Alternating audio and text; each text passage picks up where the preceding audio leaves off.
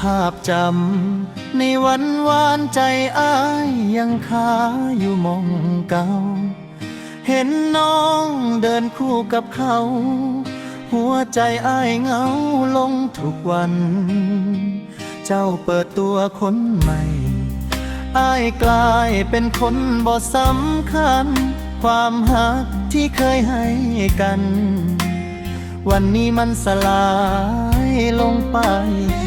ยังวนเวียนอยู่แถวนี้ แอบมองคนดีอยู่ไกลไกล เห็นรอยยิ้ม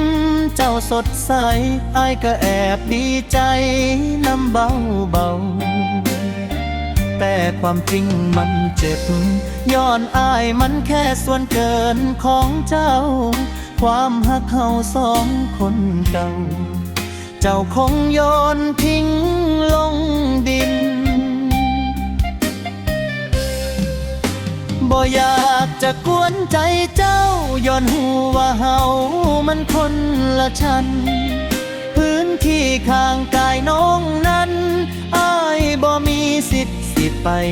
ยืนได้แต่กลืนน้ำตาสั่งใจเจ้าของให้ฝืนยอมรับความจริงคมคืนว่าน้องบ่มีอ้ายในใจเหลือเพียงแค่เศ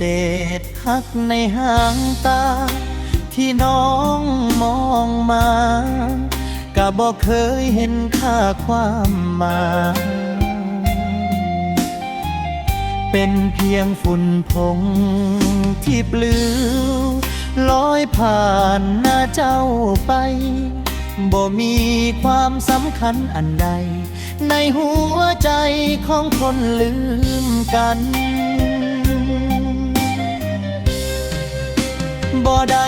มาอ้อนวอนให้เจ้าคืนคอนมาหักอ้ายแค่ขอให้เจ้าโชคดีกับคนที่เจ้าเลือกไว้อ้ายสิยอมถอยออกมาเป็นคนแปลกหน้าที่จริงใจเก็บเศษหักที่เหลือไว้ในหางตาข้างที่อ้ายเคยมีเจ้าก็แค่เศษหักที่หล่นหายในหางตาของเจ้าก็พอแล้